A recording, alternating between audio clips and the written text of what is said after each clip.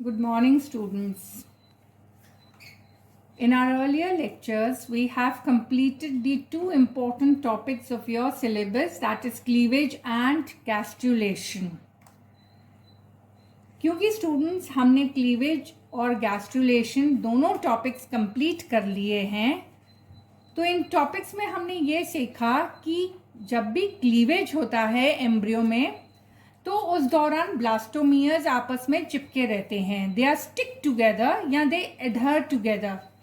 वो क्यों चिपके रहते हैं स्टूडेंट्स? क्योंकि उस समय एक स्पेशल प्रोटीन सिक्रीट होता है एम्ब्रियो में, ब्लास्टोमियर्स में, जिसको हमने कहा कैडहेरिन. इस कैडहेरिन प्रोटीन की वजह से the blastomeres they stick together. But when gastrulation starts, जब गैस्ट्रुलेशन शुरू होता है तो सेल्स लूज दिस कैडहेरिन प्रोटीन और अब सेल्स में डिफरेंशिएशन स्टार्ट होता है. क्योंकि सेल्स में डिफरेंशिएशन स्टार्ट हो रहा है तो cell specific type of protein molecule secrete करता है, जो लास्ट क्लास में हमने पढ़ लिया था. और हम ये भी पढ़ चुके हैं कि डिफरेंशिएशन के 3 इंपॉर्टेंट स्टेप्स होते हैं, जिसमें कमिटमेंट, स्पेसिफिकेशन और डिटर्मिनेशन आता है. स्पेसिफिकेशन हमने पढ़ा स्टूडेंट्स 2 टाइप का होता है, ऑटोनॉमस एंड कंडीशनल. अब आज का जो हमारा टॉपिक है students, you can very well see कि मैंने एक एनिमल का नाम लिखा है, दैट इज सिनोरैबिडिटिस एलिगेंस, जिसको हम सी एलिगेंस भी कहते हैं. स्टूडेंट्स, अब आपके माइंड में जरूर ये क्वेश्चन आएगा कि why are we studying today this animal Caenorhabditis elegans. हम ये एनिमल क्यों पढ़ रहे हैं? ये मैंने यहाँ मेंशन किया है. हम सिनोरैबिडिटिस एलिगेंस को आज इसलिए स्टडी कर रहे हैं क्योंकि हम स्टडी करेंगे कि how each gene is involve in development, और एक एक सेल का हम पाथ ट्रेस करेंगे कि वो सेल आगे चल के कौन सा टिश्यू या कौन सा ऑर्गन बॉडी का बना रहा है. That is why today's lecture is based on C elegans. इस लेक्चर में आप अच्छे से समझेंगे कि कैसे ऑटोनॉमस और कंडीशनल स्पेसिफिकेशन होता है, जिसकी वजह से डिफरेंट टाइप्स ऑफ टिश्यूज बनते हैं या ऑर्गन्स बनते हैं गैस्ट्रुलेशन के दौरान. सो लेट अस स्टार्ट कि सिनोरैबिडिटिस एलिगेंस क्या होता है. इंट्रोडक्शन हम लेंगे इसका. Now C elegans is a free living soil nematode. ये फ्री लिविंग है, हर्मोफ्रोडाइट होता है, अपनी लाइफ साइकिल बहुत जल्दी कंप्लीट करता है.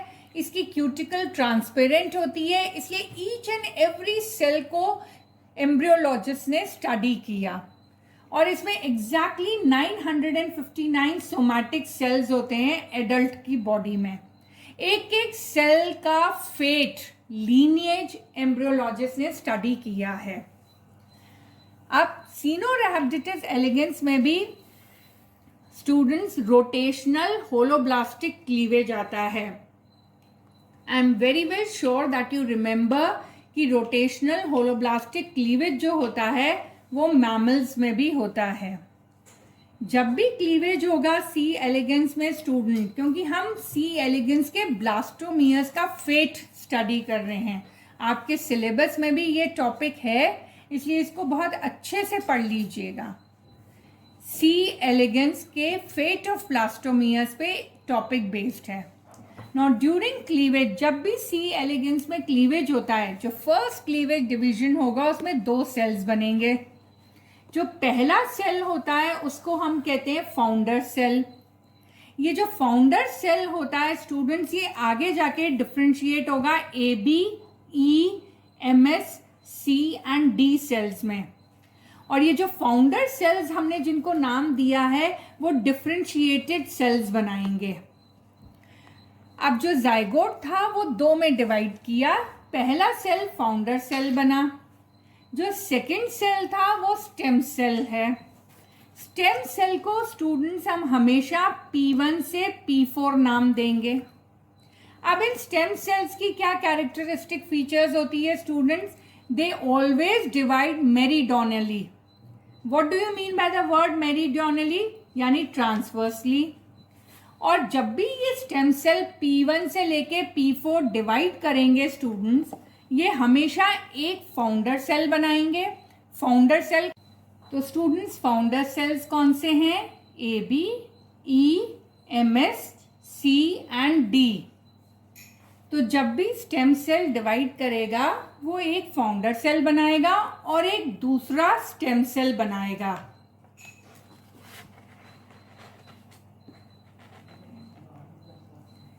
अब स्टूडेंट यहाँ पे हमने क्लियर कट पूरा टेबल बनाया है सी एलिगेंस का। सी एलिगेंस का जब हम टेबल बना रहे हैं स्टूडेंट्स, तो हमने देखा जाइगोट ने डिवाइड किया, दो ब्लास्टोमियर्स बने AB और P1। AB फाउंडर सेल है, P1 स्टेम सेल है। जब AB ने डिवाइड किया स्टूडेंट्स, तो उसने बनाया ABA, A का मतलब एंटीरियर, और ABP, P का मतलब पोस्टीरियर। जब P1 ने डिवाइड किया स्टूडेंट्स, तो उसने बनाया EMS और P2। EMS ने जब डिवाइड किया तो उसने MS और E बनाया, ये फाउंडर सेल है और ये स्टेम सेल है। P2 डिवाइड करके बनाएगा C और P3। P3 फिर से स्टेम सेल है, वो फिर से डिवाइड करेगा और बनाएगा D और P4। तो स्टूडेंट्स आपको यहाँ ये समझना जरूरी है तो स्टूडेंट्स ABA का मतलब होता है AB एंटीरियर और ABP मतलब AB posterior. AB anterior divide करके बनाएगा ABA left and AB anterior right. AB posterior divide करके बनाएगा AB posterior left and AB posterior right. अब स्टूडेंट्स आपको यहाँ पे ये बात समझनी है कि जब भी फाउंडर सेल होता है उसकी पोजीशन बहुत इंपॉर्टेंट होती है, और फाउंडर सेल जब भी डिवाइड करेगा तो वो फाउंडर सेल ही बनाएगा। स्टेम सेल जब भी डिवाइड करेगा तो वो फाउंडर सेल बनाएगा और स्टेम सेल बनाएगा। I think I am very clear now students. अब हम यहाँ पे बता रहे हैं कि ये जो एम्ब्रियो है, इसमें टोटल लार्वल स्टेज तक हमारे पास 558 सेल्स होते हैं। अगर इन सेल्स को आप काउंट करेंगे स्टूडेंट्स, इस टेबल में मैंने लिख रखा है, तो क्लियर कट हमें ये पता चल जाएगा कि ये 558 सेल्स क्या बनाते हैं। नाउ रिमेंबर स्टूडेंट्स, मैंने इनके आगे जो ये लिखा है ना, इसका मतलब AB anterior left cell pharynx बनाएगा, AB anterior right cell pharynx बनाएगा, AB posterior left neurons, AB posterior right neurons, MS cell muscle mesoderm से जो डेरिवाइव होती हैं, 80 सेल्स हैं ये। E इंटेस्टाइन बनाएगा जो 20 सेल्स हैं। C मसल बनाएगा 47 सेल्स। D muscle 20 sales. अब आ गए हम P4 स्टेम सेल पे। ये सबसे इंपॉर्टेंट है स्टूडेंट्स, इसको याद रखिएगा because our next lecture is based on this only. जो P4 स्टेम सेल है that will divide to form Z2 and Z3 and they will form germ cells, because our next lecture will be based on germ cell determination and germ cell migration. So we have to remember that germ cells are arising from P4 stem cell. Now total students, when you count the number of cells, they'll come as 558 cells, because ABAL, that is AB anterior left, AB anterior right, AB posterior left and AB posterior right total form 389 cells. So I have given you the fate of each and every cell students and how these cells are arising.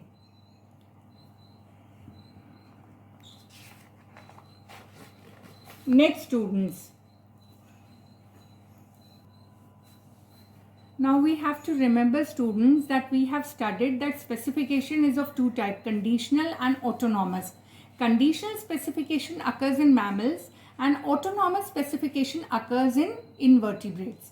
Conditional specification जो होता है वो mammals में है, autonomous invertebrates में है. But C. elegans जो कि एक invertebrate है, nematode है, इसमें दोनों हो रहे हैं, conditional and autonomous.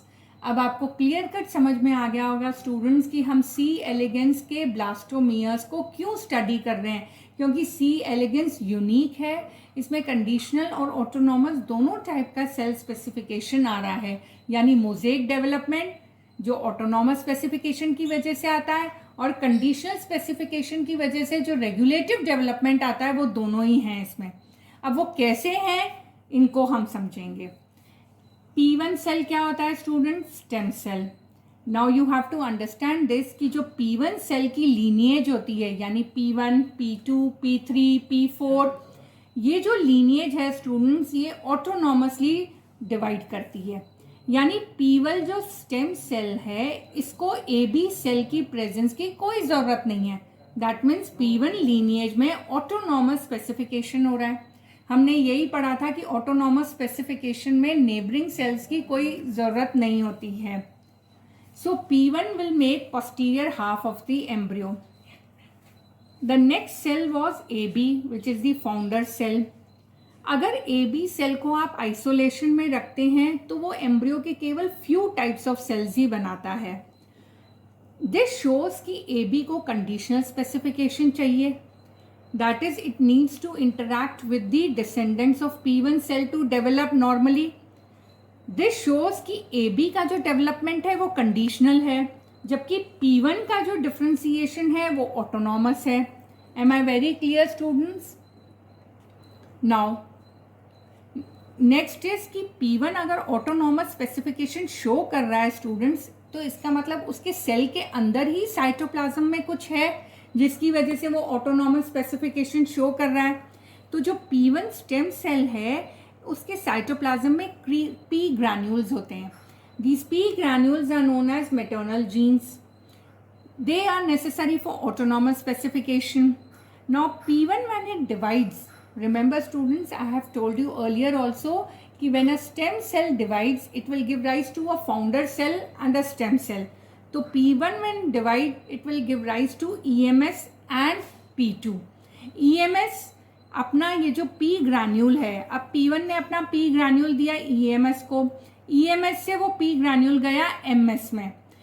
This MS will form posterior pharynx. So am I very clear students कि जो P1 सेल pharynx बना रहा है it is showing autonomous specification. Now students let us go through the conditional specification. Conditional specification is shown in the formation of endoderm. अभी हमने जो autonomous specification पढ़ा था उसमें pharynx बन रही थी। अब जो conditional specification है students in that endoderm is being formed. Here what we are seeing is that for endoderm formation, EMS requires signal from P2 cell because EMS will divide into MS and E. E will form endoderm, MS will form mesoderm. If P2 is removed, अगर इस P2 को remove कर देंगे तो EMS will divide into 2 MS cells and no E will be formed, so no endoderm will be formed. This shows that EMS needs signals from P2 cell. That means this is an example of conditional specification. Again, if EMS is combined with AB anterior and AB posterior cell, then also it does not form endoderm. That means EMS will receive signals from P2 cell, and after receiving signal from P2 cell, the E cell of EMS will form endoderm. So this is a very good example of conditional specification. Am I very clear students that today we have studied C. elegans because this is a favorite animal for the study of embryology. आप लोगों ने पढ़ा है कि genetics के लिए Mendel ने P plant लिया था, उसके बाद एनिमल्स में जब जेनेटिक्स की स्टडी की गई तो मॉर्गन ने ड्रोसोफिला लिया था। उसी तरीके से एम्ब्रियोलॉजिस्ट स्टूडेंट्स जब भी एम्ब्रियोलॉजी को स्टडी करते हैं तो they prefer C elegans. Why do they prefer C elegans? Because इसमें बहुत सारी गुड क्वालिटीज़ हैं। First of all number of cells is fixed. Number of cells जो हैं सी एलिगेंस के फिक्स्ड हैं। The cuticle is transparent and through that cuticle fate of each and every cell can be clearly studied. Above all students, C. elegans shows both conditional and autonomous specification. Therefore, this animal is preferred for the study of differentiation. Now students, here we come to an end of our first part of your paper, genes and differentiation. that was concerned with differentiation, cleavage, gastrulation. In the next lecture, students, we are going to study about germ cells.